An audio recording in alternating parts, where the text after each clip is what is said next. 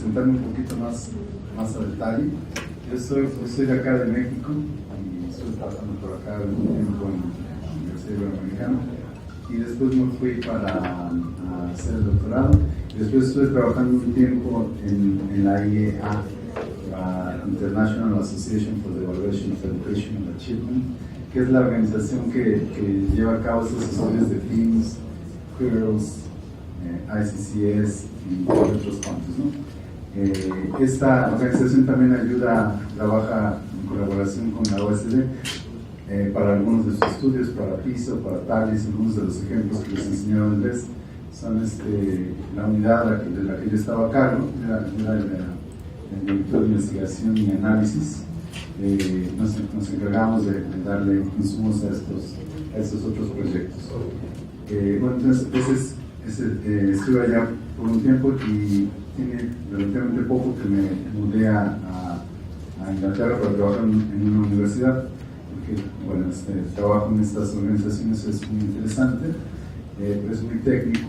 Entonces la cuestión y yo tenía ganas de estar un poco más combinado con teoría, con otros métodos, y también tener un poco más de libertad para participar en este otro tipo de proyectos. Entonces, bueno, la presentación que yo les traigo ahora es otra vez complementando las presentaciones que tuvimos esta mañana por parte de Osvaldo y Andrés. Y bueno, ellos estuvieron hablando en términos generales de lo que es el muestreo, y ahora yo voy a tratar de aterrizar esos conceptos en lo que es el muestreo en las evaluaciones internacionales a gran escala, como es el caso de Percy, ¿no? Entonces es aterrizar esos conceptos en la práctica, en cómo lo hacemos en estas evaluaciones. Dividí la presentación en 6 partes. La primera vamos a ver muy sencillamente qué es el muestreo aleatorio simple, después el muestreo multietápico o polietápico, como decía Osvaldo, el muestreo en conglomerados o por conglomerados, el muestreo estratificado, las exclusiones y sobremuestras, y el muestreo sistemático, y el apellido es con probabilidades de selección proporcionales al tamaño. Entonces, bueno, ya como decía Osvaldo en la mañana, cuando una muestra no es nada más que un subconjunto de los elementos que están en la población, y ese subconjunto se puede obtener de diferentes maneras, ¿no? Tenemos las muestras que son no aleatorias, que es por conveniencia. Si tú quieres hacer una muestra en escuelas, por ejemplo, tú puedes agarrar las 3 escuelas que estén más cerca del INE y esa es tu muestra, pero eso no es aleatorio. El muestreo aleatorio simple es un muestreo, la forma más sencilla de muestreo aleatorio con probabilidades, que su principal característica es que todos los individuos de la población tienen la misma posibilidad de ser seleccionados. El ejemplo clásico es poner una lista de nombres en una urna o una lotería.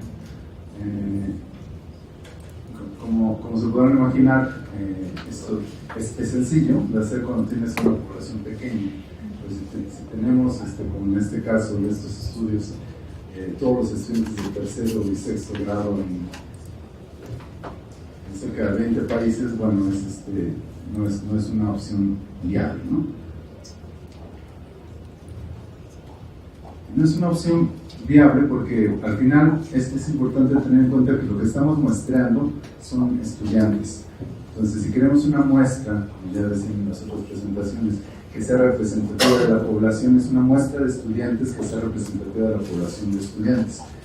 Sin embargo, tenemos la cuestión de que ¿cómo vamos a seleccionar a esos estudiantes? Se puede seleccionar, es una posibilidad, en una muestra de una etapa. Todas las unidades, en este caso alumnos, se muestran en un solo sorteo.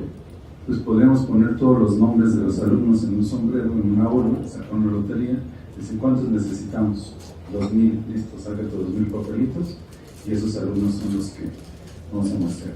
Si lo hacemos, vamos a suponer que este es un país hipotético que tiene varios estados marcados con las líneas rojas y varios municipios marcados con las líneas grises. Si hacemos esto, tendríamos una muestra de este tipo. La muestra se vería de esta forma, ¿no? Donde cada punto azul se refiere a un estudiante.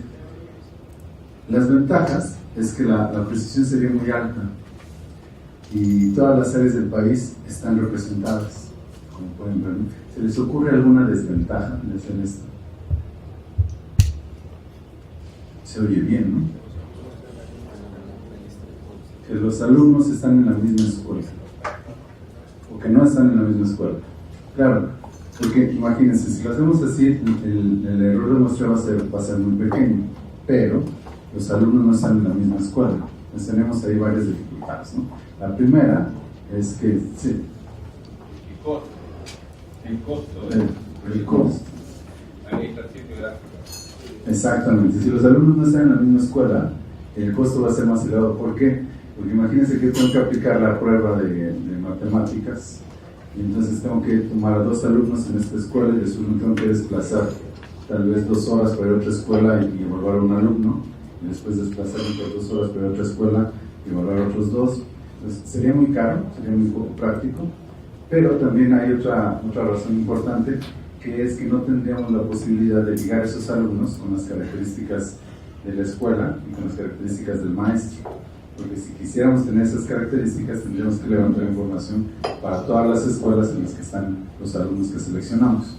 Entonces, la cuestión se nos vuelve inmensa, porque no son los 2.000 alumnos, a lo mejor casi 2.000 escuelas y a lo mejor 5.000 profesores. Entonces, se vuelve muy grande, se vuelve práctico, se vuelve muy costoso. Entonces, mientras este tipo de muestra tiene ventajas, al hacer una sola etapa, también tiene desventajas importantes. La otra opción es hacerlo en varias etapas. Es como una cuestión lógica. Bueno, si no lo podemos hacer así, vamos a hacerlo en varias etapas. En el primer paso se seleccionan las unidades geográficas, en este caso, y en el segundo paso se seleccionan los individuos. Entonces tenemos 2 etapas. En este caso recuerden que es un país hipotético con municipios y con los puntos azules, que son los estudiantes, ¿no? Tenemos 2 etapas. En el caso de un estudio como tercio, tendríamos las 2 etapas serían primero escuelas, seleccionamos las escuelas, y dentro de esas escuelas vamos a seleccionar a los alumnos. Las ventajas de hacerlo de esta manera es, como ya nos decían, que tiene un costo tiene un costo menor, y se pueden utilizar listas locales de unidades muestrales. Tiene un costo menor porque entonces tenemos a los estudiantes agrupados en una escuela, no nos tenemos que desplazar a 2.000 escuelas, nos vamos a desplazar a un número menor de escuelas, y además podemos obtener información detallada de la información que la escuela tiene sobre sus estudiantes. Es algo de hacer más fácil que si queremos tener información detallada de todos los estudiantes de manera concentrada, ¿no? Es más fácil porque, como ya nos decía Andrés, nos usaba esta cuestión del marco muestral. Pues lo primero que tienes que hacer es un marco de escuelas. Es más fácil hacer eso que tener un marco de estudiantes, un marco muestral de estudiantes. Son menos unidades, es más fácil recopilar la información. Y después las escuelas, esperamos, asumimos que van a tener información. Al menos va a ser más fácil para la escuela recolectar la información de sus estudiantes de lo que sería para nosotros hacerlo de una manera centralizada.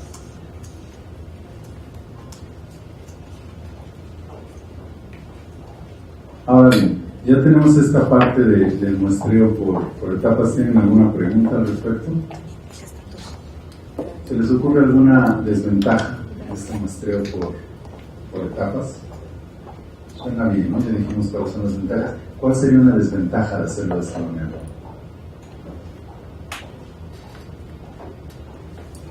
¿Qué se les ocurre?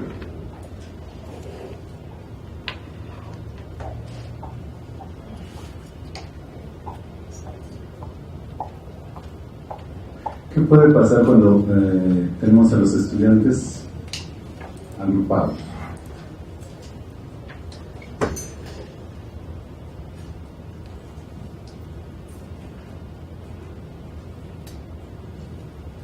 ¿No? Sí. O grupos heterogéneos o grupos muy homogéneos. El problema de este tipo de muestreo puede ser que tú sabes lo que tienes un tema. Probablemente la variabilidad que tú estás buscando aportar no está donde tú seleccionaste, sino donde no seleccionaste. por lo tanto no puede controlar errores. Exacto. Tiene sus desventajas porque también a la hora que nosotros agrupamos podemos omitir, o puede ser que no seleccionamos algunas escuelas que contienen información importante, puede ser que sí, pero tenemos que saber cuál es la probabilidad de que eso suceda, ¿no? Y esto se relaciona con la siguiente característica de las muestras que utilizamos en estos estudios de gran escala. Y esto es el muestreo por conglomerados, que es va junto con pegado, ¿no? El muestreo por conglomerados, los conglomerados se conocen también como las unidades que se seleccionan en el primer paso o primera etapa del muestreo. Vemos que es multietápico, entonces las unidades que vamos a seleccionar en el primer paso, esos van a ser los conglomerados.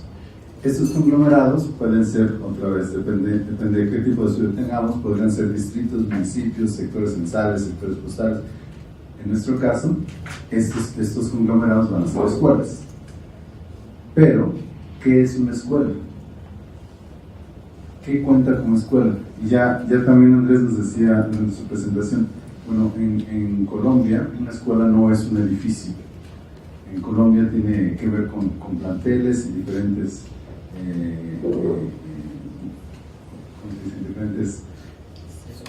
sedes, grupos, extensiones.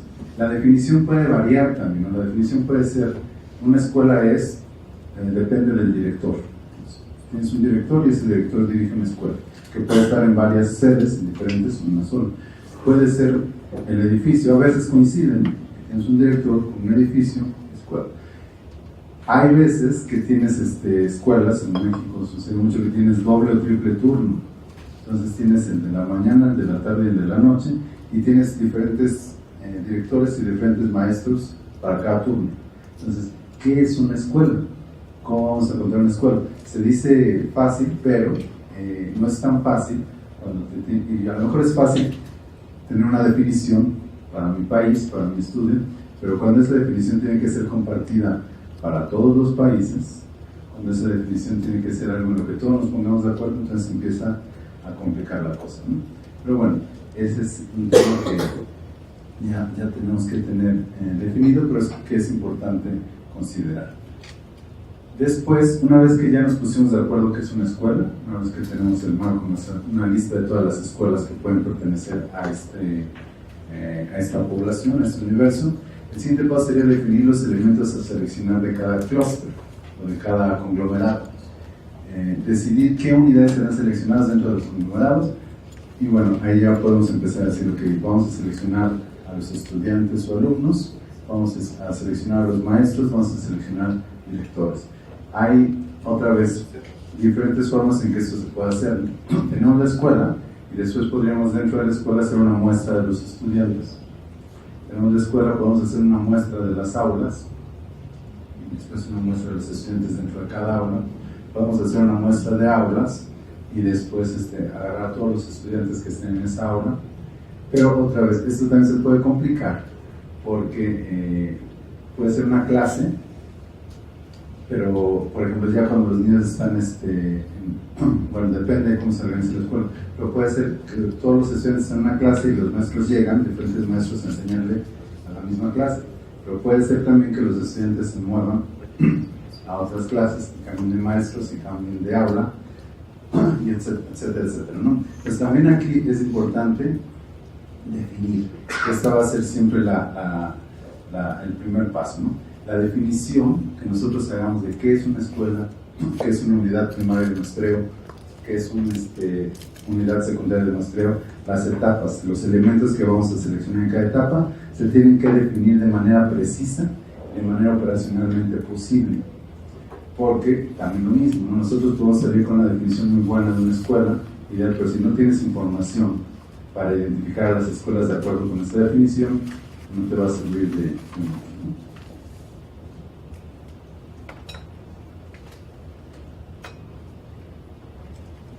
¿Tienen preguntas hasta acá? Ok. Vamos a ver la parte del muestreo estratificado. Esto ya también lo cubrió Andrés en la presentación anterior, pero aquí les voy voy a mostrar una cuestión un poco más gráfica para afirmar el concepto, ¿no? Nosotros nos tenemos que preguntar, ¿se requiere estratificar la muestra? ¿Se acuerdan qué es estratificar? Agrupar dividir en grupos la población que se quiere estudiar a partir de ciertas características que pueden tener cierto comportamiento que ya en un grupo puede generar menor variación. Sí.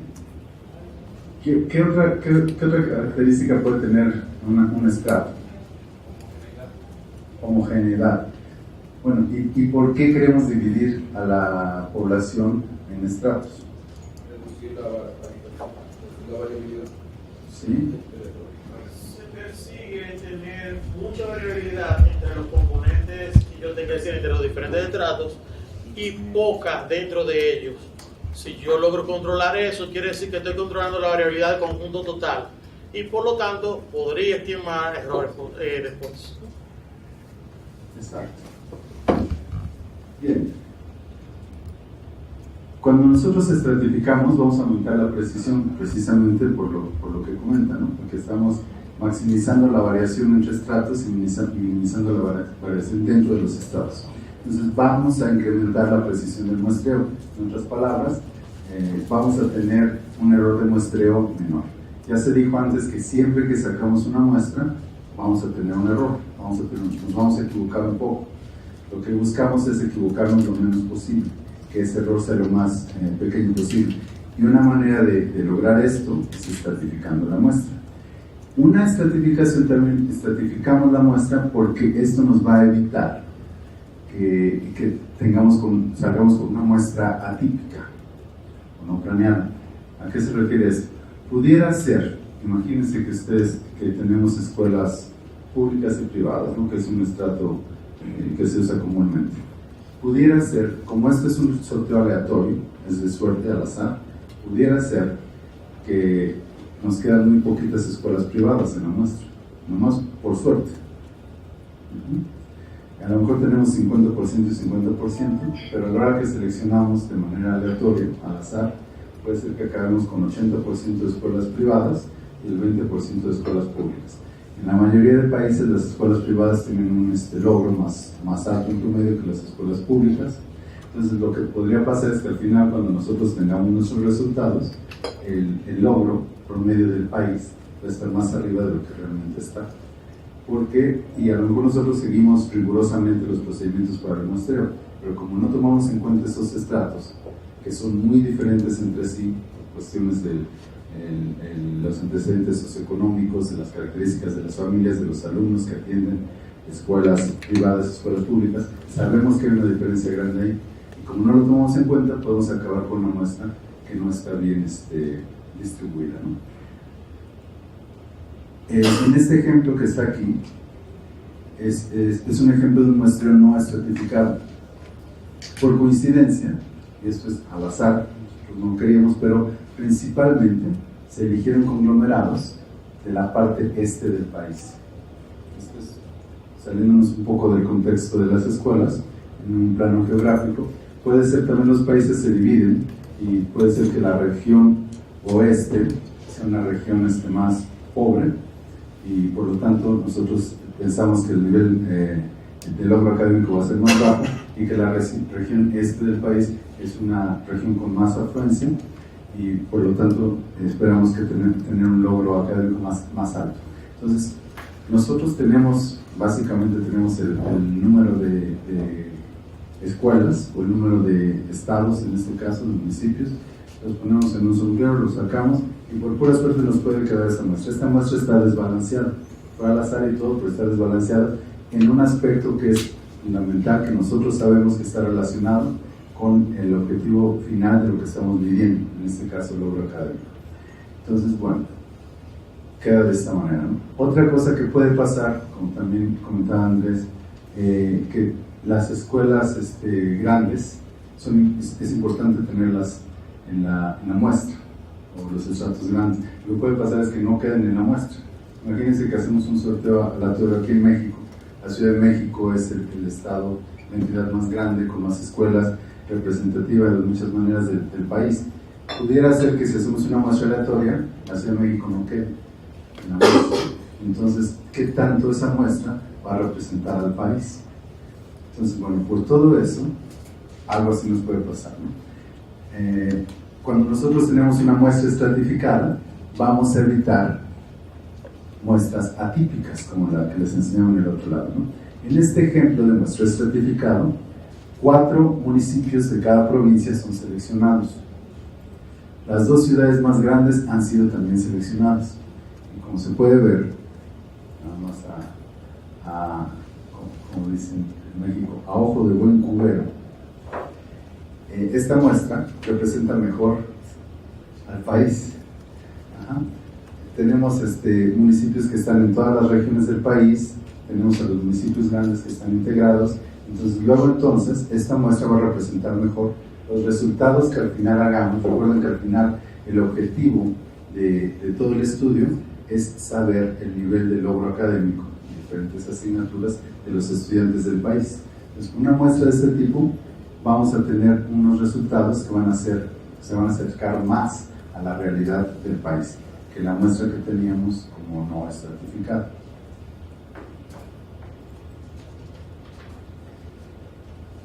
Ahora bien, hay otra parte, bueno, antes de pasarme eso, ¿tienen preguntas con la parte de la estratificación?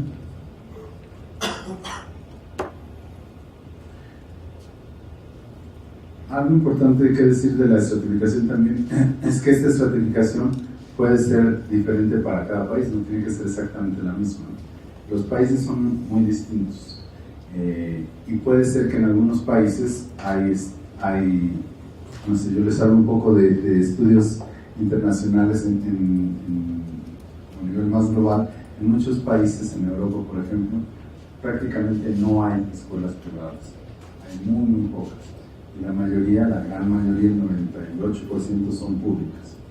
Entonces una estratificación de público-privado a lo mejor no tiene tanto sentido, ¿no? Otra variable de estratificación que es muy común en estos estudios urbano-rural, porque normalmente nosotros vemos que las escuelas en comunidades urbanas tienen un mejor desempeño que las escuelas en comunidades rurales.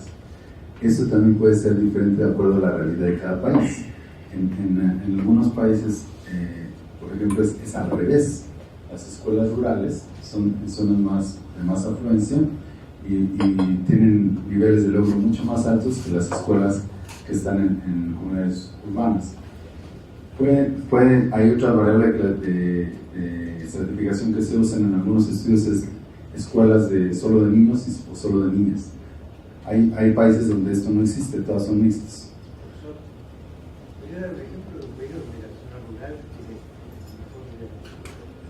Bueno, casi todos los de Europa del occidente, ¿no? Alemania, Inglaterra, Suecia, Noruega, toda esta parte de Europa, Francia. Lo que pasa es que la gente más pobre se concentra, muchos de ellos, en las zonas urbanas. Es interesante ver, porque uno está acostumbrado de venir de acá al opuesto, ¿no? Es interesante ver cómo la gente más rica se va a vivir a las partes rurales. Otra cosa que hay que decir en aquellos países es que todo está mejor conectado, ¿no? Entonces aquí, si uno se quiere vivir a una parte rural, tiene uno que ir muy lejos y es muy difícil comunicarte para llegar a otros lugares, ¿no? Allá tienen eso como resuelto de alguna manera. Entonces la gente rica prefiere irse, bueno, pueden tener una casa más grande, tener y eso, bueno, no es muy políticamente correcto decir, pero comunidades más homogéneas, ¿no? Hay pueblos, villas, que son todos de gente rica y no les gusta ir con nosotros. El rollo de la migración es que también ellos se van segregando, ¿no? Estas comunidades rurales, todos los migrantes que llegan a trabajar en estos países se van a las urbes, no se van a las comunidades rurales. Entonces mucha gente se sale de ahí y se buscan comunidades más homogéneas. Sí. Tenía 2 preguntas. Esta selección se hace para cada estrato, ¿no es cierto? Y la segunda era, al estar seleccionando, no sé, aquí, no sé, están provincias, no me acuerdo cuál es el nombre de cada una de las azules. Ya, gracias. Al seleccionar municipios dentro de cada una de las provincias, se asume que los municipios dentro de cada provincia se comportan iguales, ¿no? Tienen el mismo rendimiento. Sí, o tienen un rendimiento similar, ¿no? No van a tener el mismo. Como ya decía Andrés, les voy a poner un ejemplo parecido al que puso Andrés más adelante. No es la única, estas son variables categóricas en las que estás creando estratos, no es lo único. La otra cosa que se usa en todos los estudios en educación es el tamaño de la escuela, ¿no? Medido por el número de alumnos. Entonces también ahí las vas a poner iguales. Lo que asumes al final cuando tienes tu marco muestral ordenado es que van a ser los que están dentro del mismo estrato explícito y dentro del mismo estrato implícito, van a ser similares entre ellos. Y por eso también la cuestión del reemplazo, ¿no? Tú eliges, les voy a enseñar un ejemplo en un minuto, pero tú eliges escuelas de reemplazo para que en caso de que la escuela que seleccionaste no participe, tienes un reemplazo. ¿Por qué eliges la de arriba y la de abajo? O la de arriba o la de abajo. Porque se asume que las escuelas son muy similares a la que seleccionaste originalmente. Entonces, sí, es la idea. Al final, como mencionaban hace rato, por allá atrás, la idea es maximizar la varianza o las diferencias entre estratos, pero minimizarla hacia adentro de los estratos.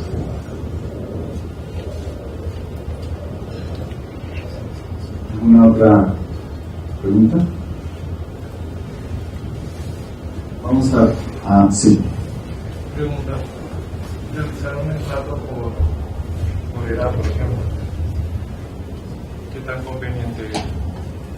Hago esta consulta porque recientemente en un estudio que hacen a nivel nacional de Honduras, el expositor explicaba que los alumnos que están ubicados fuera del rango de edad que le corresponde al grado que debería de estar tienen menor rendimiento, y eso afecta el promedio general del rendimiento del país, pero no se maneja por estado. No, pero recuerden que es importante tener claro que tenemos una muestra por conglomerados y en etapas. Entonces, lo que vamos a seleccionar y lo que vamos a ordenar primero son escuelas. La edad es una variable muy importante, pero que es una variable del estudiante. Entonces no la podríamos usar como para organizar las escuelas en función de la edad de los estudiantes, a menos que hubiera escuelas enteras para gente con extra edad, que es el caso en algunos sistemas educativos, ¿no? Una práctica que está cayendo en desuso, pero que es utilizable, que todos los estudiantes que tienen extra edad los ponen en una escuela aparte. Si tuviéramos este tipo de escuelas y un número suficiente de ellas, sería una buena variable de estratificación, porque esperamos que el desempeño de esa escuela sea sustancialmente distinto. Pero si no están agrupados, no podemos usarlo como una variable de estratificación. Esto sucede porque creo que Andrés también decía, ¿no?, que una de las variables que ellos usan es el turno, una variable de estratificación. Yo no sé, pero en México solía ser que la gente que estaba en el turno de la tarde o de la noche eran más grandes de edad. Entonces, muchas veces la gente que estaba en el segundo, los niños que estaban en la edad estaban en el primer turno, los que estaban que tenían esa edad estaban en el segundo turno. Y entonces, a lo mejor no directamente la edad, porque no los tenemos agrupados, pero se puede utilizar el turno como variable de estratificación, asumiendo que están en diferentes escuelas, para tomar en cuenta esa diferencia. La idea, recuerden, es lo mismo. ¿Qué pasa si nosotros sabemos que esa es una variable importante y no la tomamos en cuenta como estratificación? Podría pasar que por suerte seleccionáramos puras escuelas de turno vespertino. Entonces, el promedio de logro que vamos a obtener va a ser menor, más bajo, a que en realidad es. Entonces, es importante tener en cuenta eso. Ahora, otra cosa importante es que no podemos tener 15 variables de estratificación. Es algo que se tendrá que definir con el comité de datos, pero normalmente en estos estudios se dan hasta 3 variables de estratificación. Entonces tú tienes que pensar muy bien, de acuerdo a la realidad de tu país, qué variables de estratificación son las que te conviene más utilizar. Vuelvo a lo mismo. La idea es maximizar la varianza entre los estratos y minimizarla hacia adentro de los estados. Entonces tú tienes que ser muy inteligente para poder escoger tus variables de estratificación.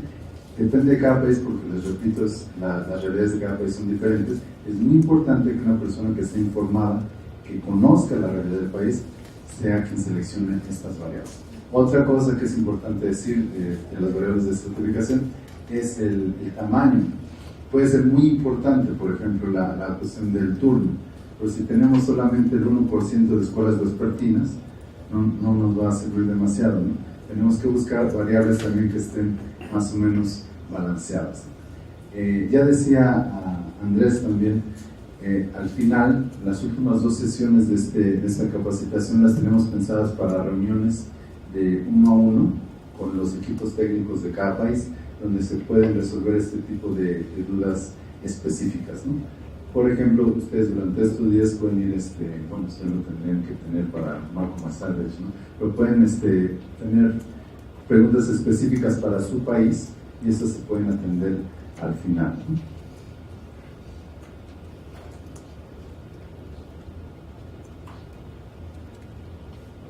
Ahora, sobre las exclusiones y sobre muestras.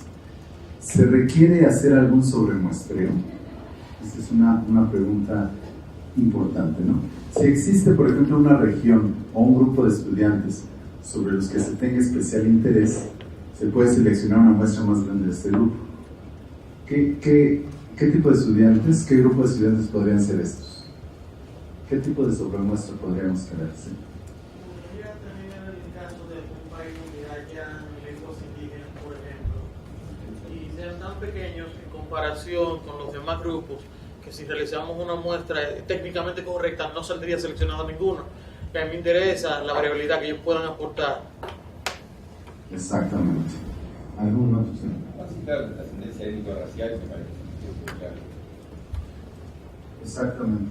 ¿Qué puede pasar, por ejemplo, en los inmigrantes, ¿no? Es un tema caliente en la agenda, ¿no? En la agenda política internacional. Entonces, nos puede interesar el tema de los inmigrantes. A lo mejor en número no son migrantes, pero sabemos que están creciendo. Sabemos que es un fenómeno que se está incrementando. Y sabemos que estos inmigrantes llegan al país con necesidades particulares, especiales. Entonces, sabemos que tal vez en el momento sean 5% de inmigrantes en un país, o 5% de estudiantes pertenecientes a un grupo indígena. Si hacemos una muestra normal, como la tenemos planeada, puede ser que no nos salga ni uno, que no seleccionemos a ningún estudiante indígena o ningún estudiante inmigrante, o puede ser que seleccionemos a 2, que esto pasa muy frecuentemente, porque al final, la muestra final será de, corríjame alguien, 3.000 estudiantes, más o menos. Entonces pudiera ser que de esos 3.000, 2 sean indígenas o inmigrantes. Entonces con esos 2, imagínense, el error de muestreo es enorme, ¿no? Si yo quiero saber cuál es el promedio de logro en matemáticas de los estudiantes indígenas y tengo 2, pues no puedo usar 2 estudiantes para representar a 2 millones. Entonces el error de muestreo ahí sería enorme. Entonces, ¿qué se puede hacer cuando tenemos estos casos, ¿no? Puede ser esta cuestión de los estudiantes de origen étnico indígena, puede ser de los inmigrantes, o puede ser algún tipo de escuela. Por ejemplo, puede ser también, tenemos esto es algo que se ha hecho en otros estudios. No sé si ustedes han escuchado hablar de las escuelas internacionales, que tienen un currículum propio. Bueno, hay varios tipos de ellas, ¿no? Pero básicamente estas escuelas fueron pensadas para los hijos de personas que viajaban mucho. Entonces estos son hijos de diplomáticos o hijos de ejecutivos de empresas transnacionales que iban a estar 3 años en Hong Kong, 2 años en Brasil, 2 años más en la República Checa y llevan a los niños con ellos. Imagínense un niño que va a la escuela en Hong Kong, tiene que prepararse en chino, y después 2 años después en portugués y 2 años después en checo. Era muy complicado para los niños. Eso es solo por el idioma, pero también el currículum era radicalmente diferente, etcétera, etcétera. Entonces, a alguien se le ocurrió crear estas escuelas internacionales, donde tienen, todas las clases son en inglés, no importa en qué país estés, y tienen un currículum único. Entonces, de modo que los niños que van viajando de país en país, siempre tienen, es como asistir al mismo sistema educativo. Bueno, estas escuelas están por ahí, tienen una larga tradición. Originalmente era para gente de muy altos recursos, solían ser únicamente privadas y muy caras. Sin embargo, alguien empezó a ver las bondades de este tipo de educación, y entonces empezaron a proliferar estas escuelas. Entonces, primero salieron otras escuelas privadas que empezaron a aceptar no solamente a alumnos de expatriados, a hijos de expatriados, sino a los alumnos locales también. Entonces, tú vives en México, pero quieres que tu hijo estudie en inglés y que quieres que estudie un currículum global, lo puedes mandar ahí, si quieres. Entonces, ya estas escuelas empezaron a proliferar. A alguien se le ocurrió que era bueno, porque también tienes todo este rollo de global citizenship, que crean ciudadanos del mundo con habilidades interculturales, porque se sientan en un salón de clases con niños de todo el mundo, porque hacen amistad con niños de todo el mundo, de diferentes culturas, de diferentes religiones. Entonces a alguien se le ocurrió que era bueno, y muchos estados, por ejemplo en Estados Unidos, han adoptado este currículum, esta modalidad para las escuelas públicas. Entonces tenemos también escuelas públicas que adoptan este currículum. Bueno, antes de que eso sucediera, estas escuelas eran muy poquitas. Entonces a alguien se le ocurrió, vamos a hacer teams y vamos a hacer una sobremuestra de escuelas internacionales, porque queremos saber qué tan bien les va en comparación con las escuelas que tienen el currículum normal. Si les va bien, entonces a lo mejor lo extendemos a las escuelas públicas también. Si no les va tan bien, a lo mejor no lo hacemos. Entonces este es otro caso que está utilizado para sobremuestrear un tipo particular de escuelas.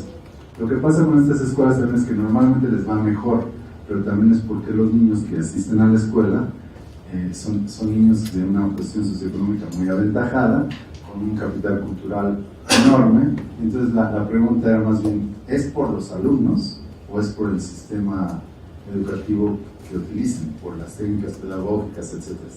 ¿Por qué les va mejor? Entonces, para este tipo de preguntas de investigación vale la pena hacer este tipo de sobremuestreo. En este caso sí, a diferencia de la estratificación, de las variables de estratificación, puedes tener una sobremuestra. Por ejemplo, para los alumnos de extra edad, se puede hacer una sobremuestra de alumnos de extra edad porque a lo mejor nos interesa saber cuáles son las necesidades específicas de esos alumnos, los podemos sobremuestrar. ¿A partir de qué porcentaje uno tiene que puede sobremuestrear? Digamos, si una población representa el 5% y en una muestra de 3.000, estoy hablando de 60 individuos los que me tendrían que salir una muestra. En este caso, no sé el porcentaje de la población amerita una sobremuestra, o si hay alguna necesidad de trabajar con alguna población hacia ese estrato y podríamos aumentar un poco en los casos para tener una mayor cantidad de observaciones. Bueno, esta es una pregunta un tanto complicada, porque tiene que ver mucho con practicalidades, ¿no? Normalmente la gente sobremuestrea porque en un estudio anterior se les ocurrió, a veces no sabes, a veces no era un tema importante en el momento, pero en el estudio anterior se les ocurrió, alguien salió, a ver, hagan un reporte sobre estudiantes indígenas, y tú sales y te vas a los datos y es que tengo 3, no puedo hacer un reporte. Entonces para el siguiente estudio, para el siguiente levantamiento es, si me interesa este tema, pues no tienes que hacerlo, puedes hacerlo, no tienes que hacerlo.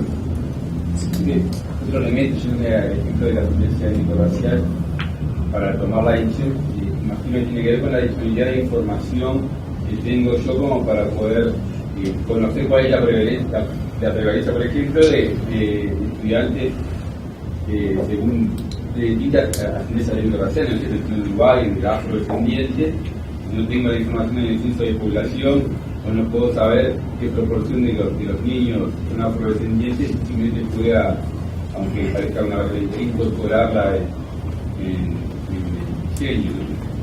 Por supuesto, para poder seleccionarlos tenemos que poder identificarlos, si no, no los podemos seleccionar. Entonces puede sonar como interesante, pero si no tenemos la información adecuada para ubicarlos, no los podemos seleccionar. Las unidades educativas que son parte de esta supermuestra no se toman en cuenta en los resultados del país, o sí se toman en cuenta, pero se hace un ajuste. Sí, es el siguiente punto que tengo ahí, ¿no? Los pesos muestrales, de los que vamos a hablar en otras sesiones, se pueden utilizar, se utilizan para corregir sesgos ocasionados por sobremuestreo. Otra vez, imagínense, si nosotros hacemos una sobremuestra y tenemos muchísimos estudiantes indígenas, la muestra, si en la población tenemos 5% de estudiantes indígenas, en la muestra a lo mejor vamos a tener 20%. Pues eso desbalancea la muestra. Entonces tenemos que corregir por eso. Y la manera de corregir por eso es con los pesos. Ya lo vamos a ver en otra sesión, pero recuerden que un peso es decir cuánto pesa un ponderador, cuánto pesa un alumno, o dicho de otra manera, a cuántos alumnos iguales a él o ella representa. Entonces, en el caso de los estudiantes indígenas, si tú tienes demasiados, tienes un sobremuestreo desproporcionado, cada alumno en la muestra va a valer un poquito menos. Entonces, lo tienes que corregir. ¿Tienen preguntas hasta ahí?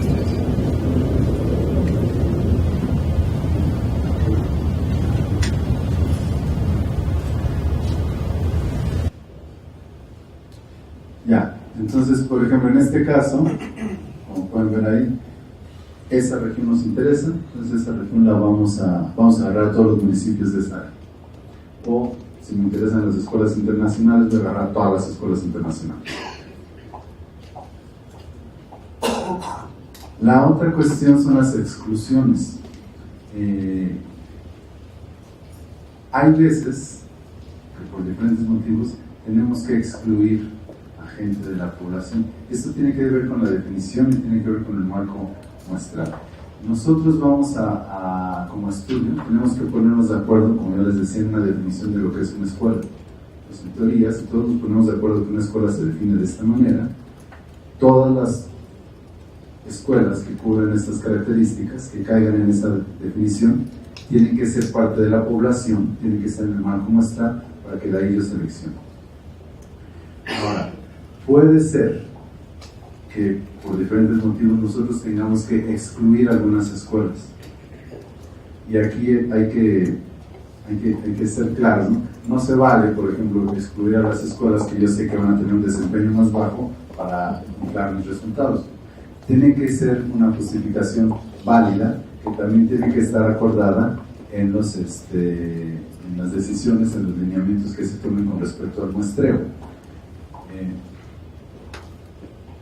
Por ejemplo, pudiera ser que existen regiones específicas que no deben o pueden ser parte del estudio. Y en ese caso, si se logra justificar eso de manera adecuada, se pueden excluir. En evaluaciones internacionales, en esto les hablo de TIMSS, PIRLS, TALIS, ICCS, etc. Normalmente, el número total de estudiantes en áreas o regiones excluidas no debe exceder el 5% de la población. Porque si excede el 5%, entonces ya vamos a estar sesgando demasiado los resultados. Este es un número arbitrario, pero otra vez es un porcentaje en el que tienen que acordar los países participantes en el estudio.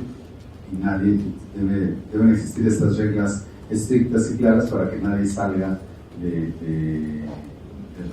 lo que se acordó, ¿no? Y para que los resultados sean válidos y también para que los resultados sean transparentes. Si tú vas a excluir escuelas de tu país por cualquier motivo, esas exclusiones tienen que estar documentadas junto con su justificación. Eso normalmente se hace en el reporte técnico. La población era esta, se excluyó el 5% de escuelas que corresponden a escuelas con esto. Podría ser a las escuelas internacionales, por ejemplo, porque tú dices, bueno, a mí me interesa evaluar mi sistema educativo y estas escuelas no pertenecen a mi sistema educativo, entonces las voy a excluir. Pueden ser, es válido. Esto puede ser, pueden hacer.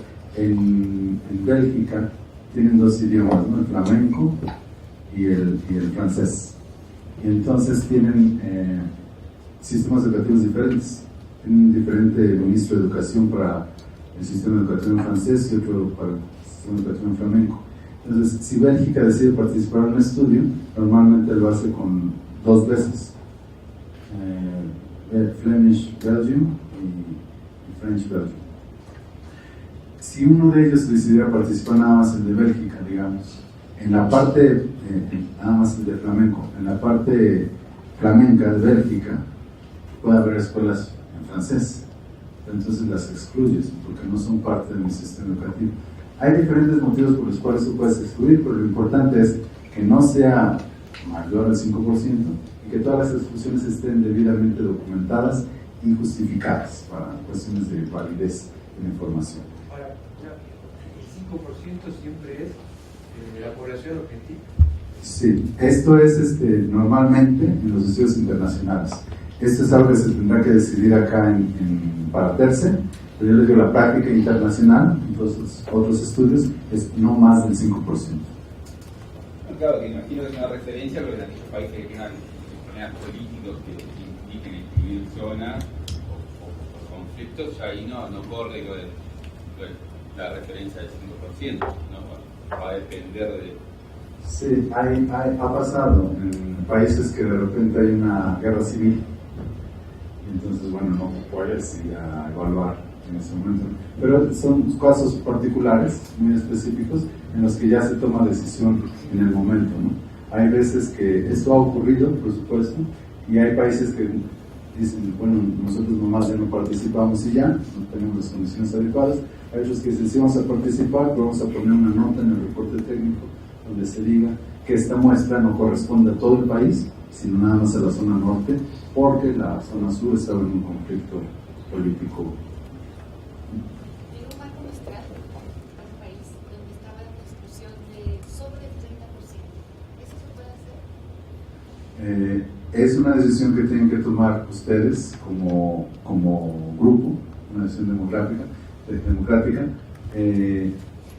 Yo diría, otra vez les repito, la práctica internacional es no más del 5%. Si es esto 30% de exclusiones, entonces esa no es una muestra que representa al país.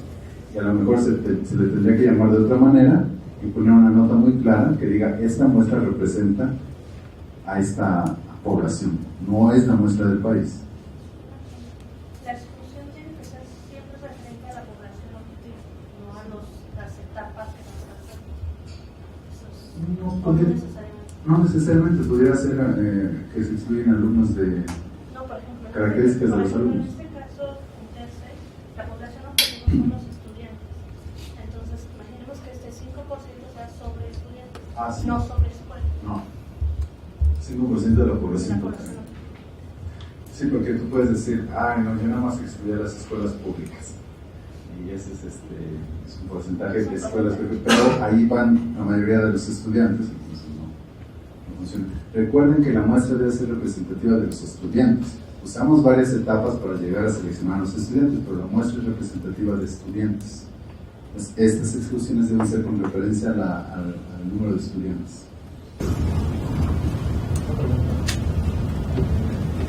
Por ejemplo, en las escuelas, pues aquí es una escuela.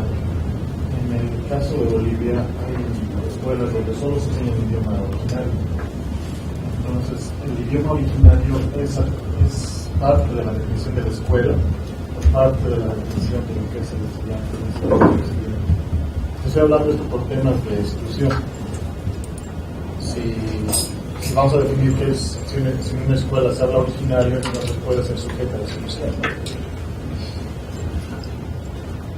Depende de la definición que tienes de escuela, pero no necesariamente.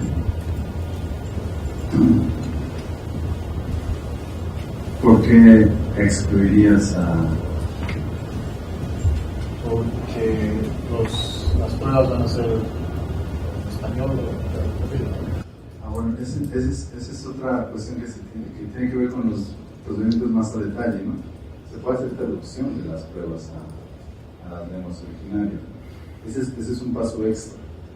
pero sí, claro, si las condiciones no lo permiten, no conozco a detalle el caso de Bolivia, pero supongamos que tenemos, no sé, 200 diferentes lenguas, a lo mejor los recursos no nos alcanzan para traducir la prueba a 200 diferentes idiomas. Y bueno, en ese caso, a lo mejor se puede hacer el caso, se puede hacer una consideración para excluir estas escuelas y hacer una nota clara en el reporte técnico del estudio. Estas son decisiones a detalle, otra vez, son cosas que podemos discutir en las últimas sesiones. Si ustedes van anotando este tipo de preguntas específicas para su país, es algo que podemos discutir a detalle y encontrar una solución para las diferentes particularidades.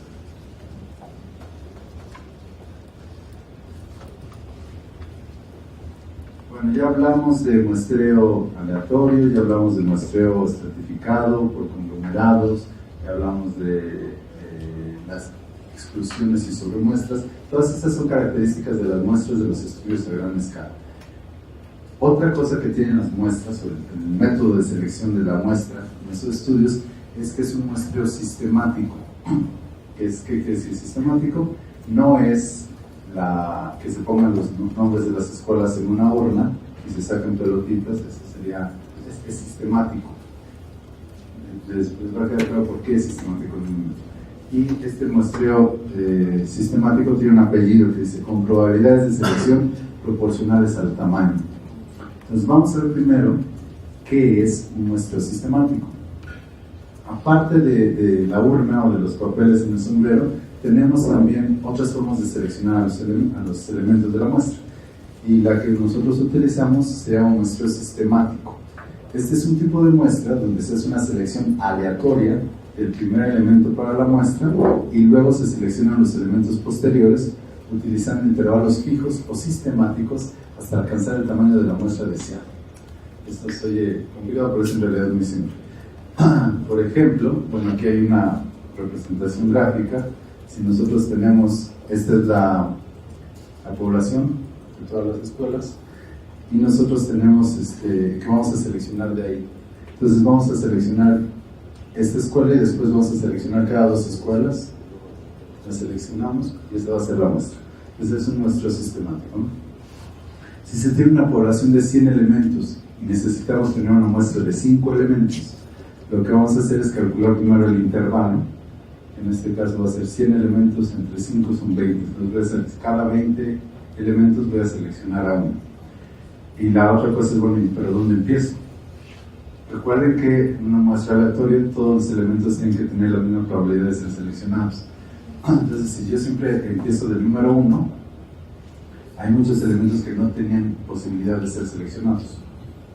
Entonces, ¿cómo le hago para que todos tengan chance de ser seleccionados? Generamos un número aleatorio. Por ejemplo, el número 7. Entonces, pero eso es aleatorio. Puede ser 7, pudo haber sido el 1, el 2, 3, 4, pudo haber sido el 19. Entonces, a partir de ese primer elemento que seleccionamos, utilizamos el intervalo para seleccionar los elementos posteriores. Si hacemos esto, en este caso los elementos seleccionados serían el 7, y porque el intervalo es 20, después el 27, 47, 67 y 87. Entonces, ¿alguna pregunta con esto? Ahora, ese es el muestreo sistemático. Ahora, ¿a qué nos referimos con probabilidades de selección proporcionales al tamaño? Es importante mencionar que para aplicar el muestreo sistemático, las unidades deberán estar ordenadas de acuerdo a alguna característica. Y esta es una característica, una variable continua, que en este caso es el tamaño. El tamaño, en estos estudios, los representamos, lo medimos, de acuerdo al número de estudiantes en cada escuela. Recordemos que nuestra muestra se selecciona con muestreo sistemático con probabilidades proporcionales al tamaño, pero también es por conglomerados, multietápica y estratificada. Por eso se dice que es un diseño muestral complejo, porque le ponemos todas esas cosas a la muestra, ¿no?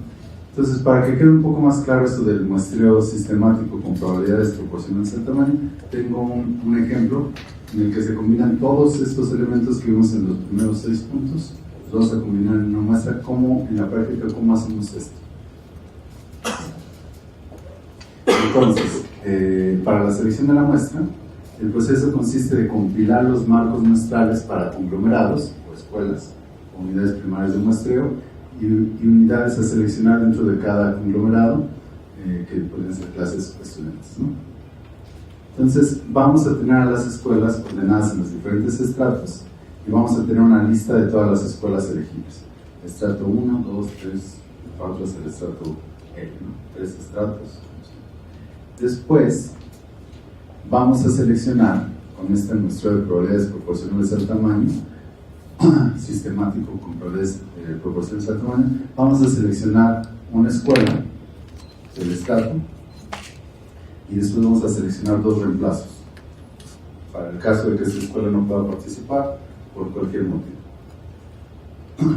Una vez que tenemos la escuela seleccionada, podría ser este por uno de los reemplazos, vamos a seleccionar dentro de esa escuela, que puede ser estudiantes en clases y los maestros, ¿no? Que sería la segunda etapa. Entonces, primero organizamos el estrato, después hacemos la primera etapa de selección, la primera etapa de muestreo y después la segunda etapa. Este es un ejemplo de ICCS. Este es el International Civic and Citizenship Study, el estudio internacional de educación ciudadana de la IA. Entonces, esto es una forma de muestreo que se utiliza y se utiliza para la selección de las escuelas. Esta es la información que necesitamos para seleccionar a las escuelas y que en este caso se compila en estas formas que se le dan a los países para que los países proporcionen la información, ¿no? Tenemos el número de estudiantes en el estrato explícito. Entonces, tenemos 3 estudiantes, tenemos un estrato de escuelas rurales. Por ejemplo, ¿cuántos estudiantes hay en escuelas rurales en México? Que sería esto, ¿no? Y aquí decimos que son 1794. Después vamos a necesitar también cuánto es el tamaño de la muestra, cuántas escuelas tenemos que seleccionar en ese estrato. En este caso son 4. Necesitamos también saber el intervalo de selección, se representa con la letra I, y el intervalo de selección va a ser el número de estudiantes en el estrato dividido por el número de escuelas que queremos seleccionar. Necesitamos un número aleatorio que va a ir de 0 al 1, RN, random number, ¿no? Y después necesitamos el número de selección. El número de selección lo vamos a combinar. Para la primera escuela va a ser el número aleatorio, aquel, multiplicado por I, que es el intervalo de selección. Y así vamos a encontrar la primera escuela que vamos a seleccionar. Para la segunda escuela que vamos a seleccionar, hacemos lo mismo, el número random multiplicado por el intervalo y luego le sumamos otra vez el intervalo. Y así sucesivamente, ¿no? Entonces, lo que vamos a acabar, al final, lo que vamos a tener aquí va a ser las escuelas. Estos son los números de selección. Esto se ve mejor aquí. Vamos a ver, esta es la forma en que se hace, este es el ejemplo práctico, ¿no? 4 escuelas a seleccionar. Entonces, ¿cómo calculamos el intervalo? Va a ser el número de estudiantes en el estrato, si recuerdan era 1794, entre 4, que es el número de escuelas que vamos a seleccionar, el intervalo va a ser 448.5. Después lo que necesitamos es el número de selección. El número de selección va a ser el número random que seleccionamos, que era 0.5729 multiplicado por el intervalo y nos va a dar este número. Este es el número de selección. Esta es la escuela que vamos a seleccionar. Entonces, no tenemos este número exacto en el marco muestral, pero vamos a elegir el número que lo contenga. Aquí hay otra cosa importante. Measure of size, el MOS, es la medida de la escuela, el tamaño de la escuela. Entonces aquí tenemos el marco muestral, como nos enseñaba Andrés en su ejemplo en la hoja de Excel. Tenemos el identificador de la escuela, lo tenemos ordenado por el estrato implícito, que en este caso es urbano y rural, los urbanos, todos los urbanos juntos, todos los rurales juntos, y después, dentro de cada uno de estos estratos, los tenemos ordenados por el tamaño de la escuela. Entonces los tenemos ordenados. Después, ese es el tamaño de la escuela, y después necesitamos otra cosa que se llama el tamaño acumulado, que es el que vamos a utilizar para seleccionar, que básicamente es, los vamos sumando. Este es este, pero este más este es este, más este es este, más este es este. Tamaño acumulado. La suma total aquí nos tiene que dar el número de estudiantes en el estado. Entonces, bueno, tenemos el número de selección, vamos a seleccionar este número, porque es el número que lo contiene, y después, si queremos seguir seleccionando la segunda escuela, vamos a aplicar la fórmula, que es esto más otra vez el intervalo de selección, nos da este resultado, y este es el número que lo contiene. Seleccionamos ese, seguimos haciendo lo mismo, y vamos a seleccionar estas 4 escuelas. Entonces ahí tenemos las escuelas S, la escuela muestreada, la escuela seleccionada. Tenemos 1, 2, 3 y 4. Les vamos a dar un identificador para el estudio. En este caso les ponemos estos números. Y después vamos a seleccionar a las escuelas de reemplazo, que como decía Andrés, se selecciona la de abajo y la de arriba. ¿Cuál va a ser el reemplazo 1 y cuál va a ser el reemplazo 2? También tiene que estar en el manual de muestreo. Puede ser, Andrés decía, me gusta seleccionar la de arriba. En ICC seleccionan primero la de abajo y el reemplazo 2 la de arriba. En realidad no me importa demasiado. Pero bueno, esta es la forma en que se hace. Pero bueno, ¿y por qué lo hacemos de esta manera? ¿Para qué nos complicamos tanto la existencia? ¿Por qué lo hacemos de esta manera? Entre otras razones, por disponibilidad de la información. Ya les decía, lo hacemos en etapas porque es más fácil tener una lista de escuelas, de todas las escuelas, que tener una lista de todos los alumnos, con el detalle de información que requerimos. En reducción de costos, es mucho más barato hacerlo así que seleccionar estudiantes y desplazarnos a todos lados. Asegurar la representación de los grupos objetivos, por eso tenemos estratos, explícitos, implícitos. Lograr niveles de precisión específicos para los grupos objetivos, también por eso recuerden que cuando hacemos una muestra tenemos error, entonces queremos minimizar ese error, y tener estratos es una forma que nos ayuda para hacerlo. Pero bien, lo hacemos por buenas razones, no es por capricho, no es para complicarnos la existencia, lo hacemos por buenas razones. ¿Cuáles son las consecuencias de hacerlo de esta manera? Recuerden que hubiera sido más fácil desde el principio sacar los números de una urna, pero no lo hicimos así. ¿Cuáles son las consecuencias entonces? Como no obtuvimos la muestra por muestreo aleatorio simple, vamos a tener problemas con el error de muestreo, problemas, dificultades que son salvables, ¿no? Imaginen seleccionar escuelas y después estudiantes dentro de cada escuela. Los estudiantes de la misma escuela serán más similares entre sí que con respecto a los estudiantes de otra escuela. Volvemos al ejemplo que les mencionaba de las escuelas internacionales. Los estudiantes que van a las escuelas internacionales van a ser similares entre sí, van a ser hijos de gente que va viajando por el mundo, que tiene un nivel socioeconómico alto, que hablan varios idiomas, se parecen, entre sí se parecen, pero van a ser muy diferentes a los estudiantes que atienden a una escuela rural pública. Las características de los estudiantes van a ser muy distintas, y eso nos va a causar problemas para la estimación. Imagínense si hacemos esta foto la conocen todos, ¿no? Si hacemos una muestra de píxeles en la foto, una muestra aleatoria simple, podemos tener algo así. Entonces hay bastante precisión.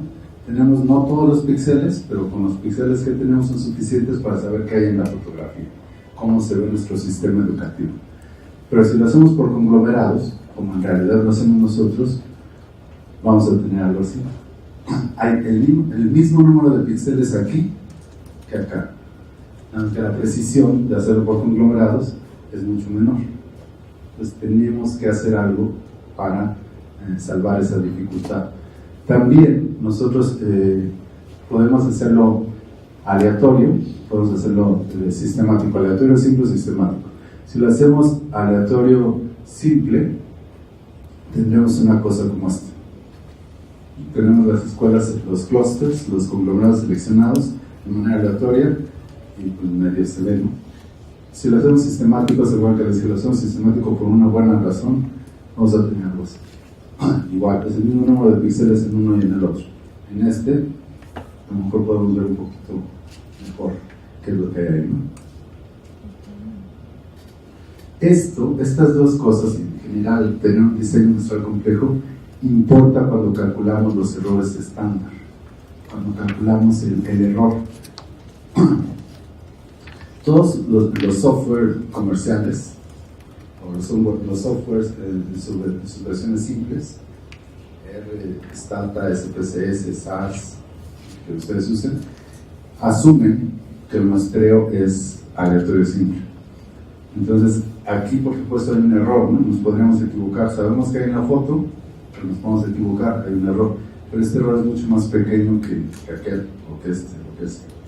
Entonces, para que tener el error calculado de manera correcta, tenemos que usar procedimientos estadísticos específicos, especiales. Y eso, bueno, ese es tema de otra capacitación, pero es importante saberlo y saber por qué es esto, ¿no? Eso es todo por mi parte. Preguntas, ¿sí? Una cosita un poco para atrás. Mira, al momento hablamos de sortear de cómo llegamos al niño o a la niña que necesita y por ejemplo, si estratificamos, seguramente en una región sorteamos una localidad, y luego dentro de esa localidad, centros educativos o escuelas. Ahí me queda un poco la duda que viene después. Yo que administrativamente el niño forma parte antes ya del niño llega un grupo, ¿no? En el cual el niño está asignado administrativamente, y mi pregunta es si sorteamos grupos después de centros y se censan los niños y niñas de un grupo, que imagino que logísticamente eso tiene implicancias, o se hace una muestra de niños dentro del centro educativo sin considerar este aspecto administrativo, que es en el caso del Uruguay muy relevante, que es el grupo al que pertenece el niño. Aquí hay como diferentes opciones, ¿no? Y todas con ventajas y desventajas. En el caso de los estudios internacionales, PISA es lo que hace, selecciona escuelas, todos seleccionan primero escuelas. Lo que viene después, lo vamos a ver en otra presentación, pero básicamente es lo que PISA selecciona estudiantes. Entonces una muestra de estudiantes en la escuela y listo, ¿no? Teams y Pearls, ICCS, selecciona aulas. Y dentro del aula selecciona a todos los estudiantes del aula. Ahora, eso tiene ventajas y desventajas, ¿no? Las desventajas es que otra vez el error muestreo es más grande, porque tú puedes seleccionar un aula y seleccionas al aula buena, ¿no? Las escuelas muchas veces tienen, los ordenan a los alumnos por clases, por niveles de habilidad, y puede ser que tengas que selecciones otra vez por suerte puras aulas buenas o puras aulas malas, y eso te va a generar un error de muestreo. ¿Cuál es la ventaja de hacerlo de esta manera? Que puedes encuestar a los maestros de tus alumnos, porque va a ser uno, si es educación primaria, es muy fácil. Si tú seleccionas, como en el otro caso, estudiantes de manera aleatoria, bueno, eso está bien, pero ¿a qué maestro vas a encuestar? ¿A todos o a una muestra de maestros? ¿Qué es lo que vas a hacer? Si ustedes se fijan, las evaluaciones de Teams y Pearls tienen cuestionario de maestros, PISA no tiene, por por esto. Entonces ganas por un lado, pero pierdes por el otro.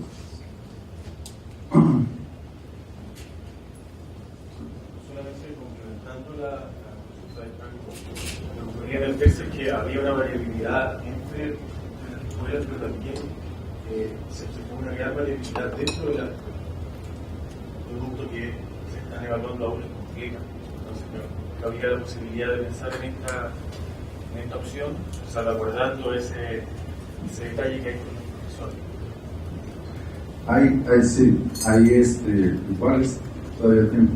Hay diferentes cosas. ICCS, por ejemplo, ellos hacen una muestra de profesores también.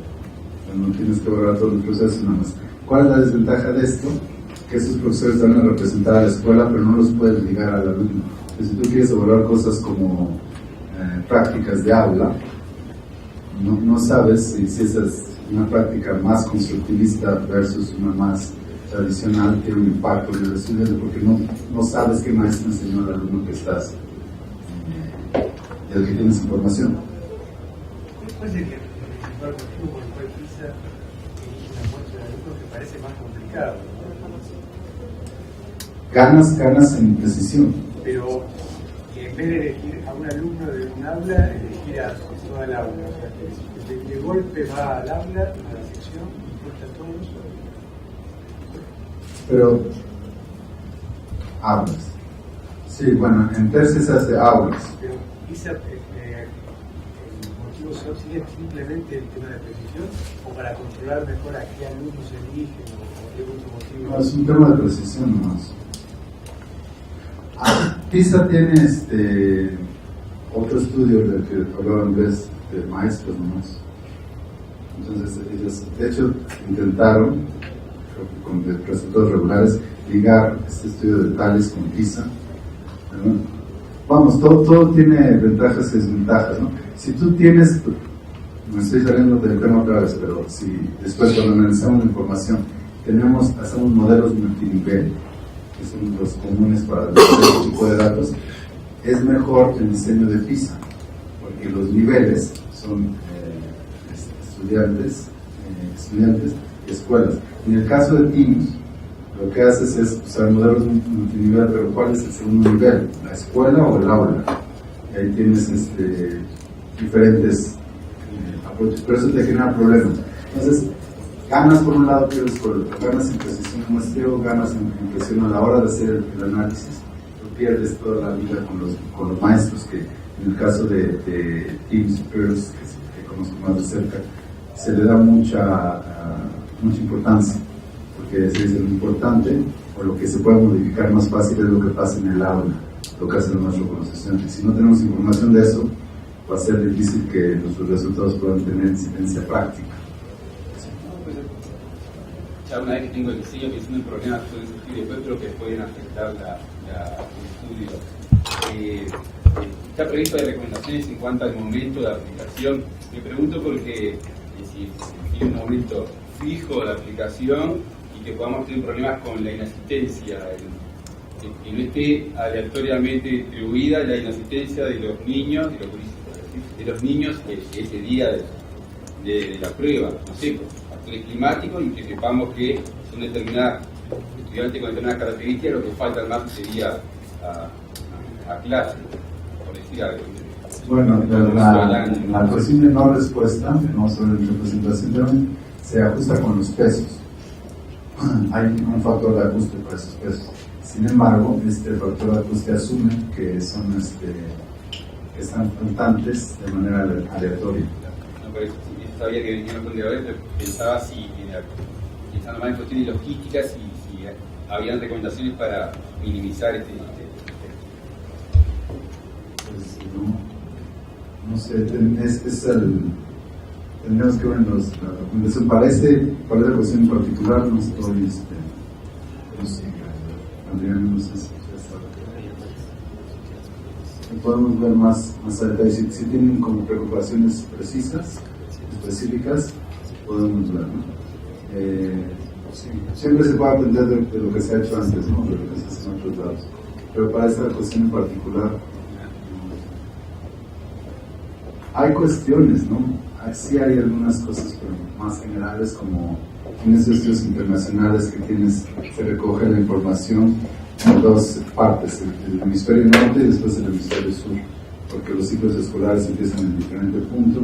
Y todo eso es importante porque no es lo mismo evaluar a un niño, sus conocimientos de tercer grado, cuando va empezando en tercer grado, cuando va terminando en tercer grado. Y si en unos países evalúas cuando está empezando, en otros cuando va terminando, pues ya no te hablas de... Hay ese tipo de estrategias que se tienen. Pero bueno, lo podemos discutir más a detalle.